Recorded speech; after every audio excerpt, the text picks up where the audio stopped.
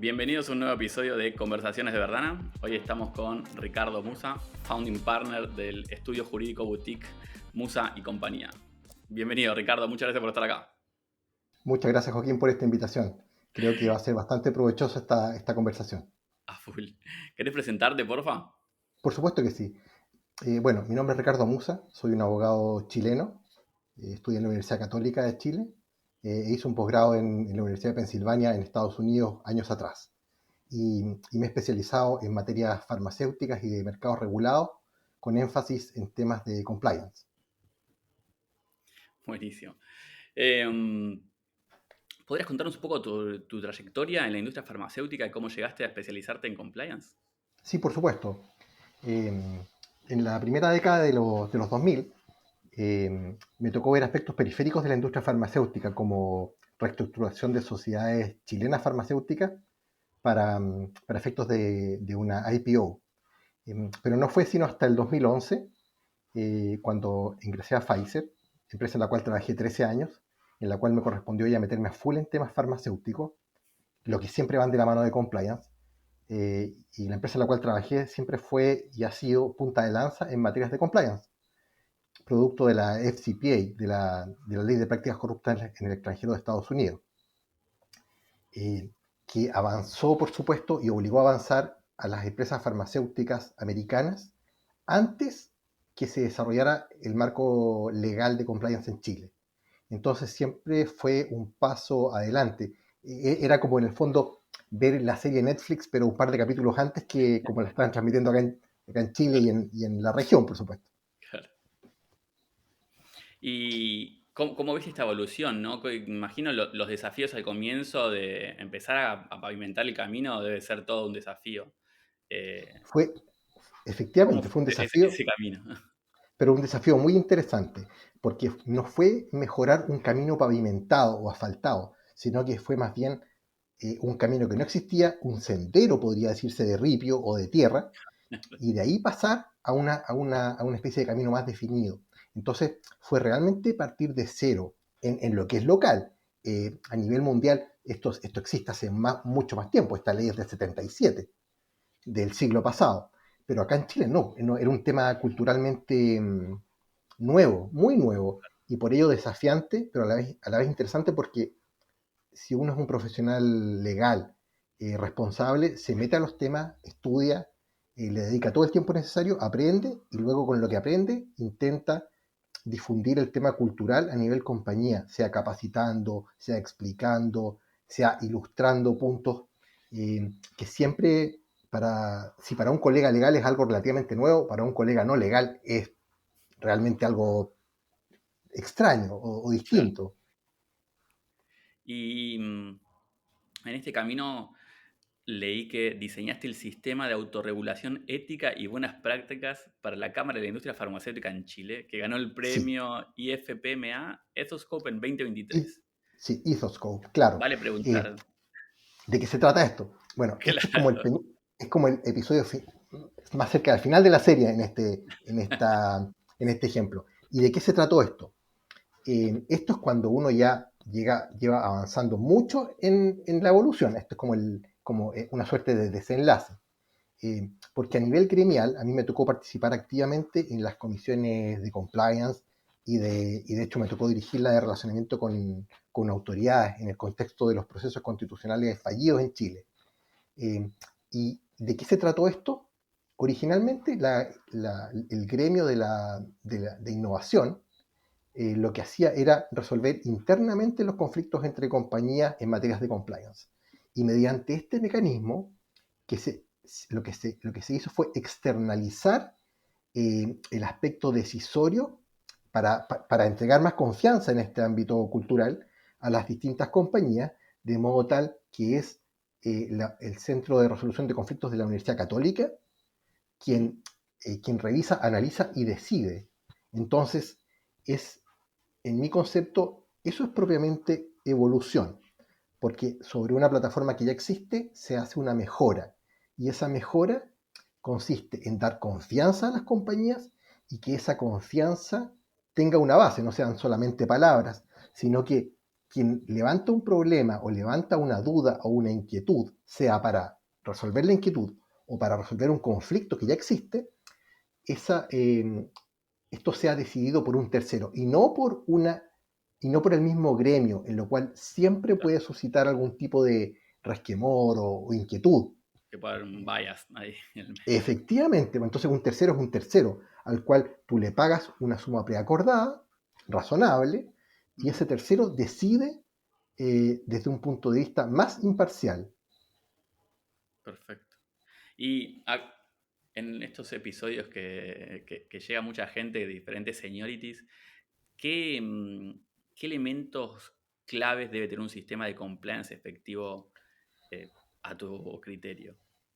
A ver, eh, la pregunta es compleja, pero creo que si uno lo lleva a la esencia, si uno lleva los problemas a la esencia, finalmente son sencillos. Eh, Tu pregunta y la respuesta tiene varios componentes. El primero es que tiene que haber un set de reglas predefinido y claro, el cual las partes conozcan con antelación, en lo que uno podría en ámbitos legales definir como un debido y justo proceso. ¿Mm? Eh, es una parte de la regla. La otra es la bajada. ¿A qué me refiero por bajada? En general, las personas, en la vida normal, la mayor parte de las personas, cuando tienen las reglas, no es que necesariamente se quede el fin de semana a estudiarlas y que el día lunes llegue a preguntar las dudas. Eso no es lo que sucede en Latinoamérica, en términos reales, ¿ya? Entonces, y las compañías tienen en general estos softwares o estas plataformas de aprendizaje autónomo con preguntas y respuestas con alternativas múltiples, en que la gente lo puede hacer con mayor o menor dedicación, pero puede hacer check, check, check y repetir las preguntas hasta pasar con nota perfecta. Pero el aprendizaje real, eso ayuda, pero el aprendizaje real, en mi mirada, se da en las conversaciones entre personas adultas y preparadas. ¿En qué sentido? En que un poco siguiendo en lo que es en mi mirada la escuela socrática, se producen diálogos en los cuales las personas te hacen preguntas y tú puedes ir respondiendo en, en contextos, en contextos uno a uno o grupales. Entonces, ahí las personas realmente, sobre todo cuando media confianza, te pueden hacer lo que yo estimo que es lo mejor, las preguntas más básicas que a veces no se hacen por temor a una suerte como de reprimenda o castigo. Claro, Yo creo que el aprendizaje real se da entre personas adultas cuando yo puedo preguntar incluso lo más básico sin temor al ridículo, eh, de modo tal que las personas tienen la confianza en el interlocutor de que no es un juicio, sino que es una academia, es un taller educativo. Y, y eso también a quien enseña le sirve para dos cosas, para aprender y para asegurarse de que después de una charla de, llámese, una hora o lo que sea, las personas puedan tener claridad conceptual de lo más básico. No se trata de ser excesivamente ambicioso, ni tampoco pecar por defecto, sino que uno tenga la tranquilidad de que las personas han entendido lo más esencial, los cimientos de la estructura de compliance. Este es el segundo punto.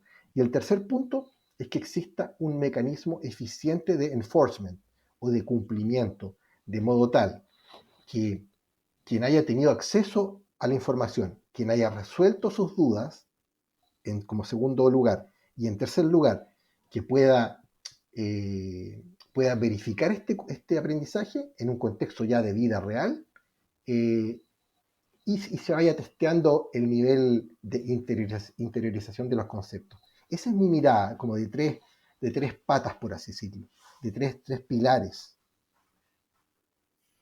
gracias. Ok, se entiende.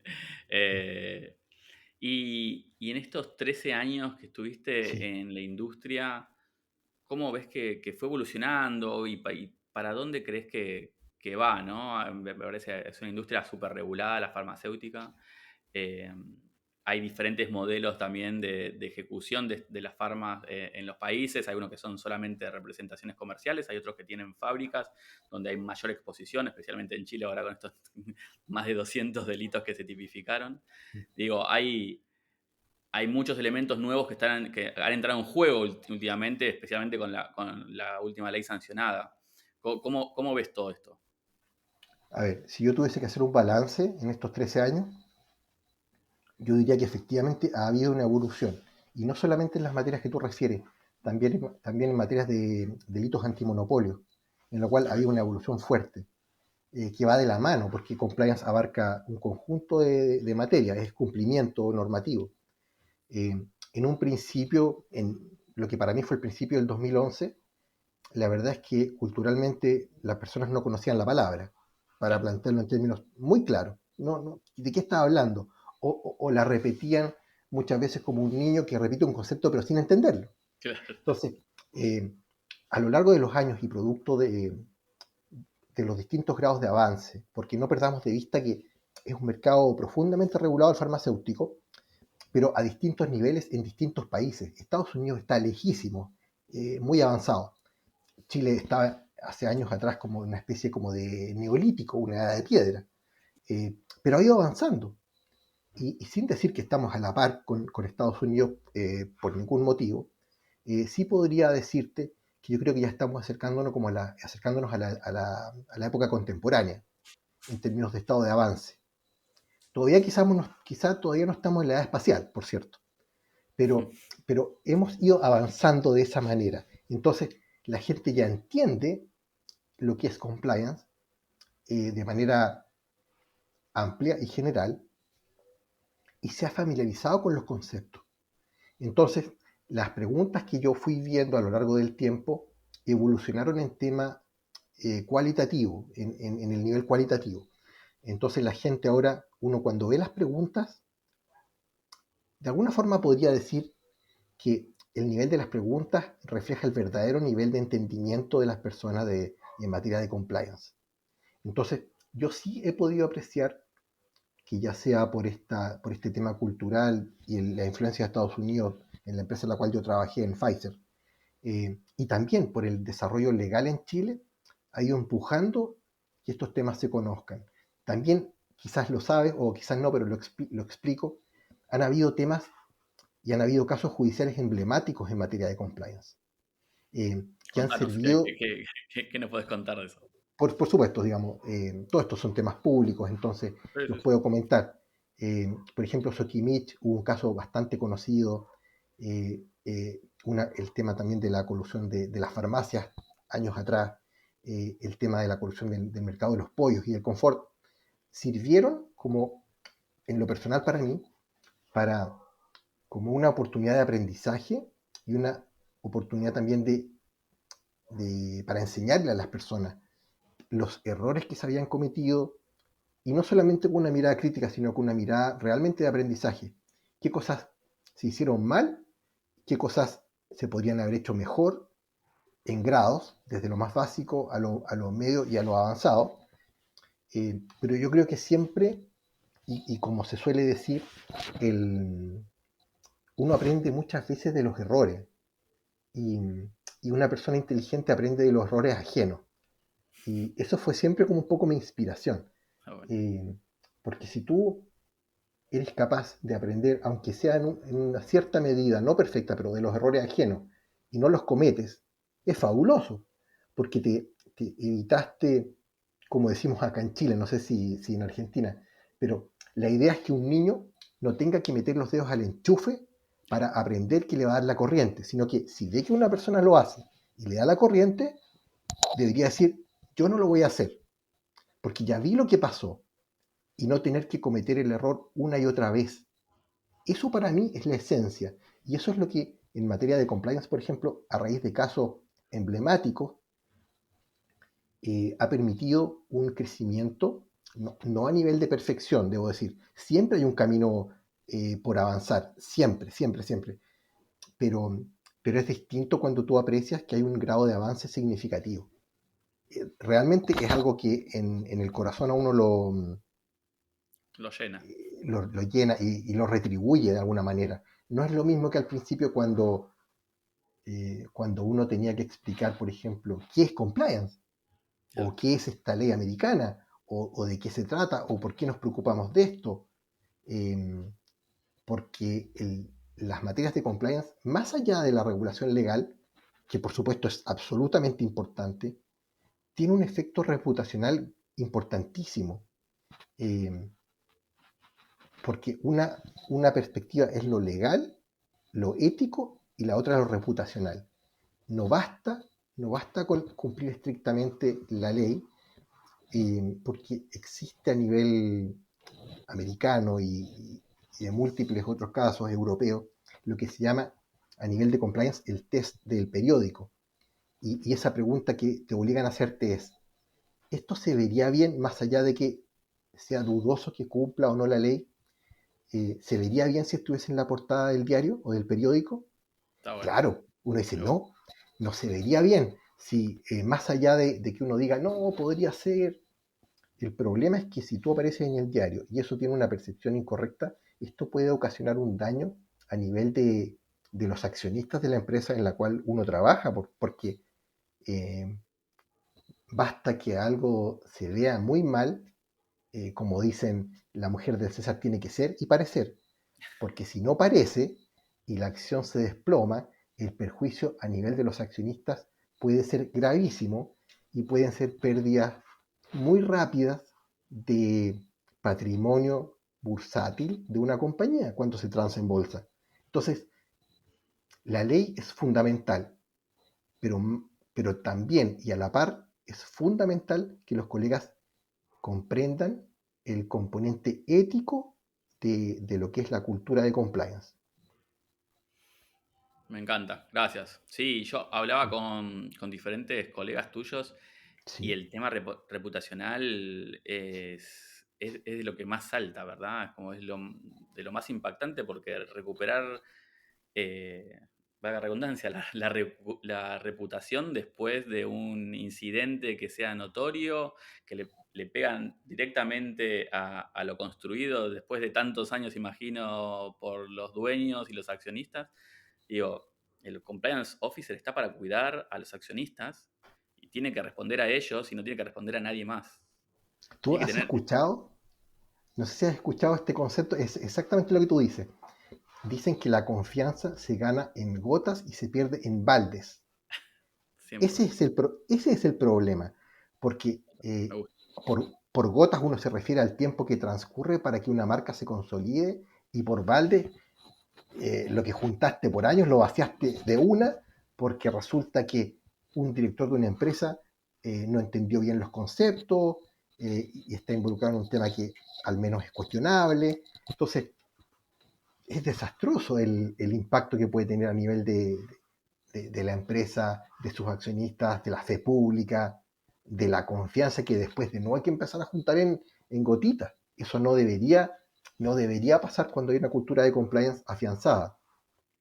Claro, porque no solo le afecta la confianza de los clientes, pero sino también de los futuros hires, ¿no? Las futuras personas que quieran trabajar ahí dicen, no, esa empresa no va con mis valores morales, éticos, no quiero trabajar para esa empresa y se están perdiendo tal vez de personas que podrían agregar mucho valor a la empresa porque se han portado mal. Es verdad, y eso también va de la mano de un tema que tenemos que comentarlo, que es el tema del seniority.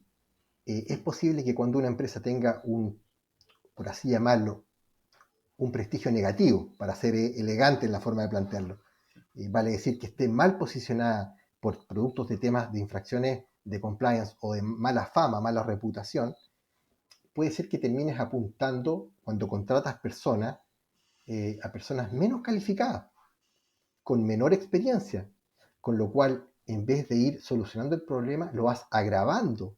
Entonces tienes personas que saben poco, que están ahí para estar un rato y después irse, personas más junior.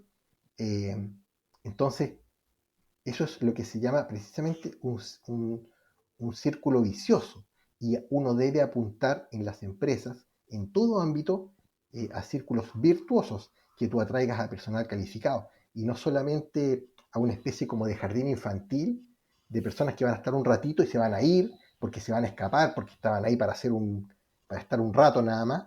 Claro. Eh, y la reputación tiene ese efecto desastroso. Puedes pasar cuando se habla de recursos humanos, es verdad, son recursos humanos, son personas, pero son recursos en el sentido de que te aportan un cierto valor.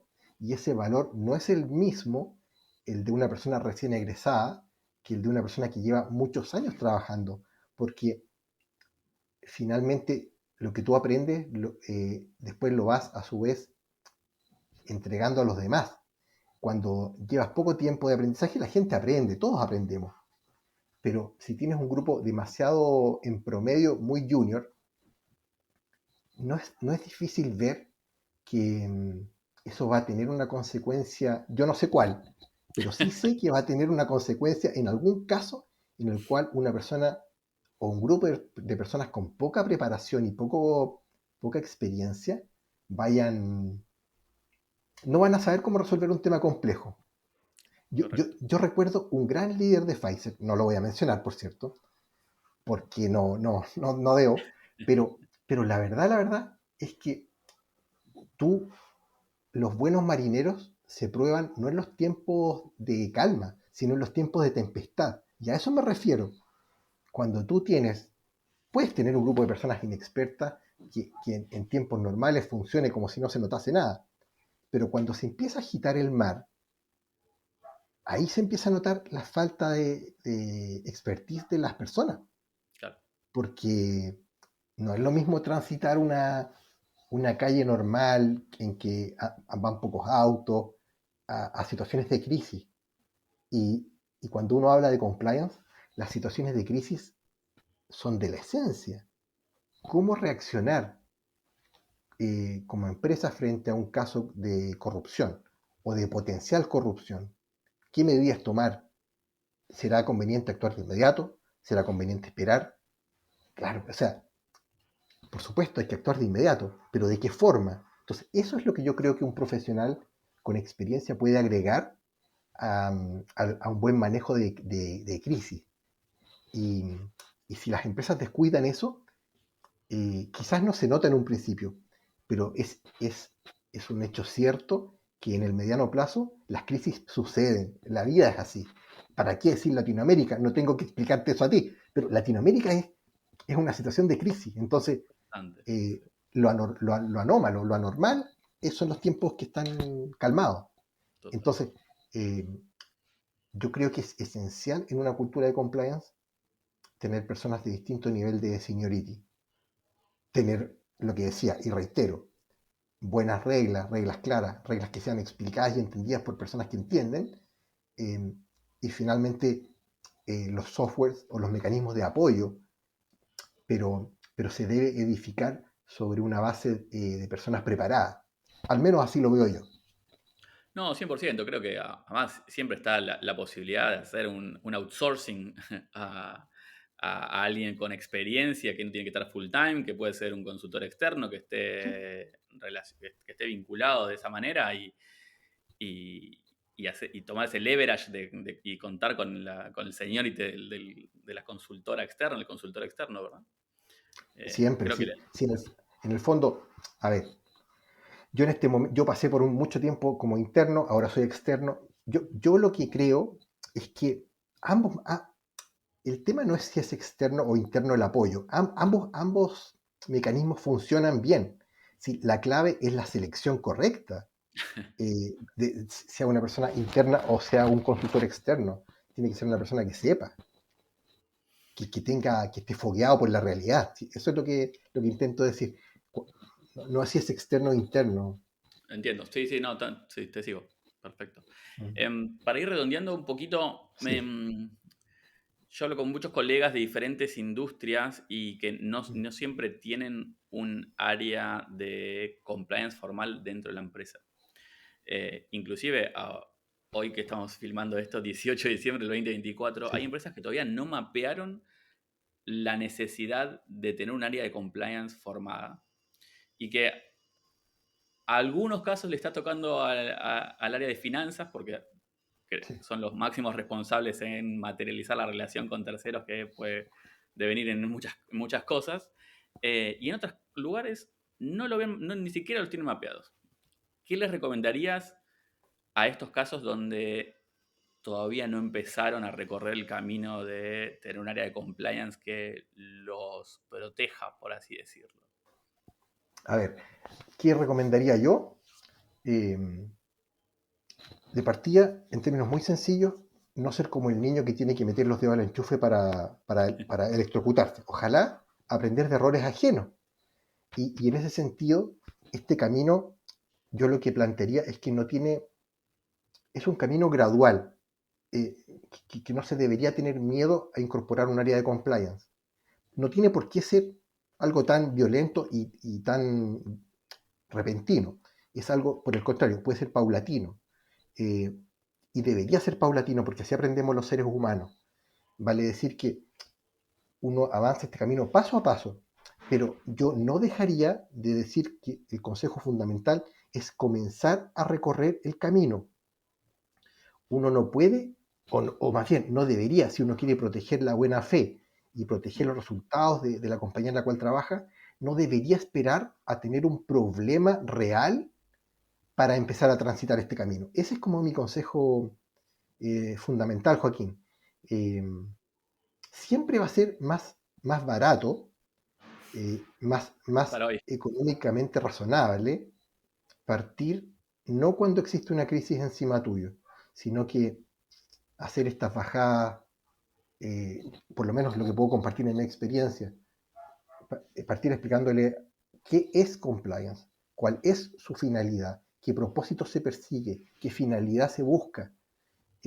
Primero partir por el porqué, no mecánicamente con la memorización o enseñanza de reglas de la nada, porque como seres humanos, y esto uno lo ve cuando tiene hijos, y te preguntan, oye, ¿para qué estudio esto? Bueno, es una pregunta muy lógica y el adulto también la tiene, lo que pasa es que no la dice como un niño. Eh, pero es mucho más fácil que un niño y un adulto aprendan cuando tú le dices primero el por qué. ¿Por qué se está haciendo esto? ¿Por qué? Porque ahí dice, entonces esto me puede repercutir a mí negativamente. Sí, claro. Y ahí se genera el incentivo a aprender. Porque si tú dices, esto me lo aprendo, pero ¿para qué si yo no tengo nada que ver con esto? Y eso sucede cuando se ve compliance como una función. Compliance no es propiamente una función, es una cultura. Hay una persona, por supuesto, muchas veces a cargo del tema de compliance, pero va más allá de la persona, porque los errores, hay una suerte de solidaridad. Los errores, basta que los cometa alguien que no es la persona que está en el área, y es lo más normal, para que las consecuencias afecten a la empresa completa.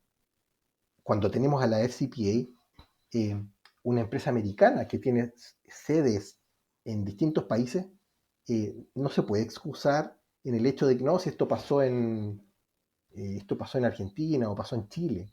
No, te afecta igual y la multa, tú no puedes delimitar tu responsabilidad, te afecta donde quiera que estés. Es como, es la extraterritorialidad de la norma. Mm. Entonces, yo pienso, y esta es una mirada nuevamente estrictamente mía, eh, que me imagino muchas personas podrán compartir, muchas personas que nos están escuchando, en que tiene que bajarse el mensaje de manera apropiada, para que el mensaje sea comprendido y para que existan verdaderos incentivos más allá del área de finanzas o del área legal o del área de compliance, para que exista una verdadera cultura de compliance a nivel de cada mercado, de cada empresa, de cada país, de cada territorio, si vamos más allá. Me encantó la definición de compliance, no es una función, compliance es la cultura. Lo es. Fantástico. Creo que voy a cerrar con eso porque me parece buenísimo. Y agradecerte, contanos un poquito en qué estás actualmente. Dijimos que fundaste Musa y compañía, un estudio jurídico, boutique. En temas de qué están asesorando, qué están haciendo y a dónde te pueden encontrar. Por supuesto, mira, a ver, te cuento. Yo, después de terminar mi periodo en Pfizer, lo que noté a nivel de mercado es que existen pocas personas. Hay muchas personas que dicen que conocen estos temas, sin duda, pero existen pocos profesionales que realmente los conocen y que tienen experiencia, eh, tanto interna como externa en estas materias. Eh, y que no simplemente lo leyeron en un libro que les prestó o que compraron, un amigo que les haya prestado el libro, sino que entonces yo noto este vacío que existe, y por eso tuve la idea de fundar este emprendimiento. Por supuesto, me pueden encontrar en www.muza.cl. Esa es la página que compré y diseñé con la ayuda de expertos, por cierto. Ahí están todos los datos de contacto, está el teléfono, está el correo electrónico.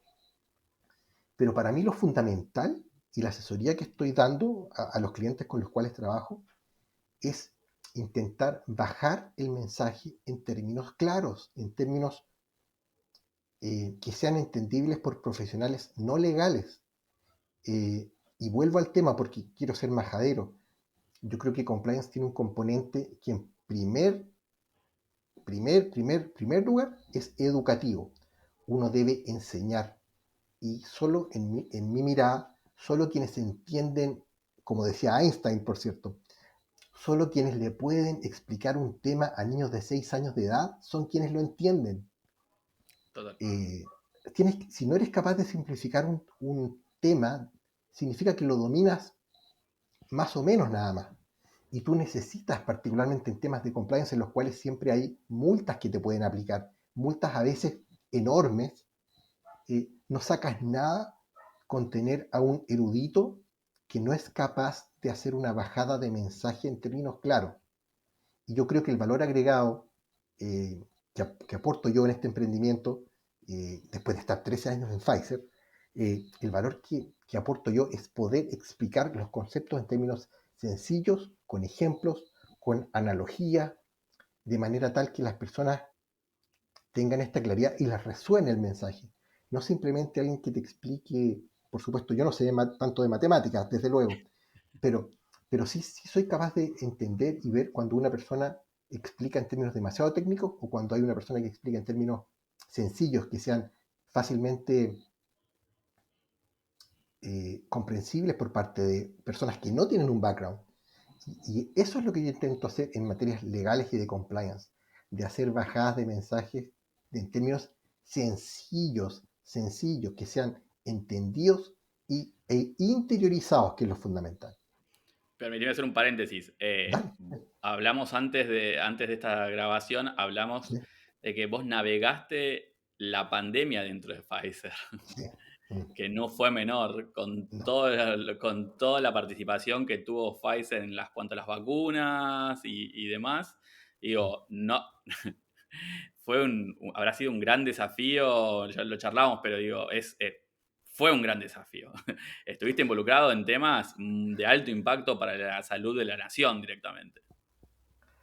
O sea, para mí fue como, me imaginaba en la época de los romanos, cuando te lanzaban al Coliseo con los leones. ¿Ah? Entonces, yo no rescato sino cosas positivas de esa experiencia. eh, Tener que negociar contratos gigantescos de millones, decenas, centenas de millones de dólares, miles de millones de dólares, con, con autoridades de Chile, de Perú, de Bolivia, de Ecuador, de Brasil, en idiomas muchas veces que no es tu segundo idioma, sino tu tercer idioma, eh, realmente es un aprendizaje a fuego. En mi mirada, eh, siempre he tenido confianza en mis capacidades. La verdad, no lo quiero decir de manera No, no te entiendo. pedante, Sí, obvio. pero, pero la verdad es que es distinto tener confianza en las capacidades de uno y verse de repente de un momento a otro, porque esto nos pilló a todos de sorpresa, Claro. en marzo del 2020, estar 4 años negociando contratos en condiciones desde la casa, muchas veces De encierro confinado, encima, claro. encierro. eh, la verdad, creo que es un aprendizaje valioso en términos de lo que es negociar. Me imagino. Es mucho más que leer un libro, por supuesto, sobre la negociación y los 10 tips. No. Yo siempre soy partidario de leer estos libros, ¿eh? pero, pero es muy distinta la experiencia en la vida real, muy distinta, porque la presión eh, Te la la, regalo la presión esa. es más o menos, por así decirlo, es más o menos fuerte. Entonces, entonces pero también, debo decirlo, desde una mirada súper cándida, yo pienso que cuando uno pasa por estas experiencias, le va perdiendo el miedo a los desafíos, porque, Claro. a ver, uno dice, yo ya pasé por esto, o sea, ¿Qué eh, puede po- ser peor que una no pandemia? creo, no creo que sea más complejo. Y me doy cuenta también, y te lo digo, digamos, sin infringir confidencialidad de nada, eh, que en términos bien abstractos, lo que te comentaba antes funciona de la misma manera. Cuando tú a tu interlocutor eres capaz de explicarle, por ejemplo, en temas de vacunas, conceptos tan quizás básicos, pero reales como la oferta y demanda, Claro. y de que a veces cerrar un trato a tiempo vale más, perdón, cerrar un trato casi perfecto a tiempo es infinitamente mejor que cerrar un contrato perfecto en 2 meses más. Claro. eh, yo, digamos, tengo esa experiencia de poder decirlo con hechos, con números reales, de que siempre vale más la pena eh, Lo hacer las cosas imperfecto a a tiempo. tiempo. Existe este refrán que dice que lo perfecto es enemigo de lo bueno. No Sí. puede ser más real, no puede ser más real.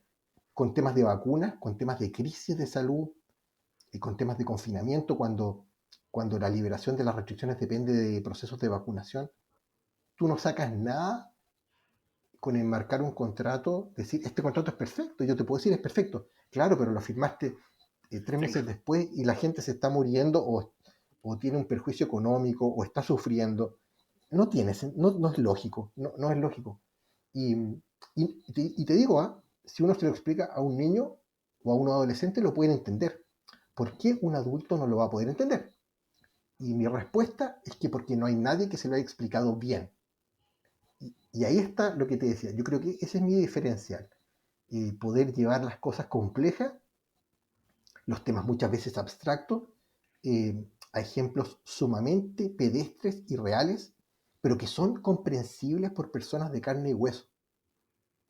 Eso creo que es la gracia, ese es el diferencial, ese es el valor adicional de lo que pretendo hacer en este emprendimiento.